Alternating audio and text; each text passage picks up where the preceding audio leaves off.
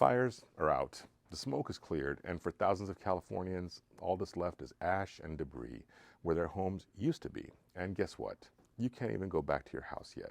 But while you're still trying to figure out what's next, real estate investors, developers, and politicians already have a plan for your neighborhood.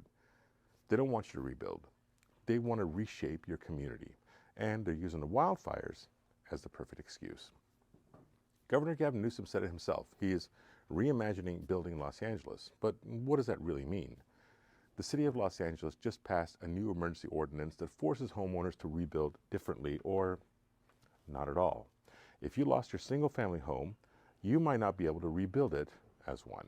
Instead, your lot might be rezoned for a duplex, a fourplex, or even a multi-unit apartment complex. And if you can't afford to rebuild under these new rules, well, guess who's waiting in the shadows? Investors and developers and hedge funds. They're scooping up burned out properties before families can even pull up their permits. And here's the kicker. California put a 90-day moratorium on predatory buying. 90 days? It's going to take you longer than that just to sort through your insurance, let alone the architect, submit the plans, and find a contractor to rebuild. And by the time you're ready to start, well, your neighborhood might already be unrecognizable. So here's the deal.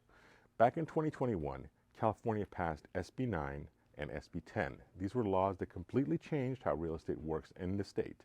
SB 9 allows homeowners to split their lots, turning single-family homes into duplexes, threeplexes, or even fourplexes. SB 10 lets local governments rezone almost any property to allow for up to 10 units on one single lot. And who's cashing in? Not you, the regular homeowner. It's the real estate investors and developers and hedge funds. They're swooping in, buying up the properties, and reshaping neighborhoods before most people even realize what's happening. Now, let's connect the dots. Wildfires destroy homes. Local governments step in with new zoning rules. Investors move in before families can even rebuild. And this isn't some wild theory. It's actually happening right now.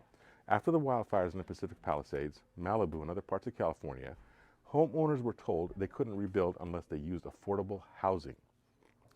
Sounds good in theory, right? But in practice, it means higher density, more units, and a completely different neighborhood than the one you originally bought into. So let's say you lost your house. You go through the painful process of dealing with the insurance company. Finally, you're ready to rebuild. But wait, the city just changed the zoning. Now you have to build multi-unit housing to sell your land to someone who will. And if you can't afford to build it that way, well, your only option is to sell to developers who have been waiting in the wings for this exact moment. This is the game. And here's where it gets actually even worse. Let's say you actually do want to rebuild. Let's say you don't want to sell your property to an investor. You still have one big problem: insurance. California's insurance market is absolutely collapsing. Major companies like State Farm and Allstate are already pulling out of the state because it's just too risky to insure homes in wildfire-prone areas. So even if you got your permits approved, even if you had the money to rebuild, can you even get insurance? Because if you can't, you're stuck. You can't rebuild, and the only people who can afford to buy your land, they're the investors who don't even need insurance. This is how single-family neighborhoods get erased and turned into rental empires overnight. Now, if you're a homeowner, what do? Do you fight to rebuild under these new rules, or do you sell and walk away?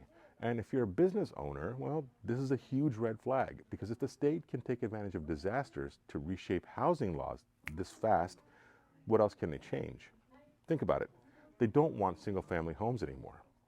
They don't want small business owners controlling their own properties. What they do want is high-density, investor-owned housing where you are the renter and not the owner. And the worst part, it's happening in broad daylight. Let's be crystal clear. This is not about affordable housing. It's about power, control, and turning California's neighborhoods into investor-owned rental hubs. Governor Newsom calls it reimagining LA.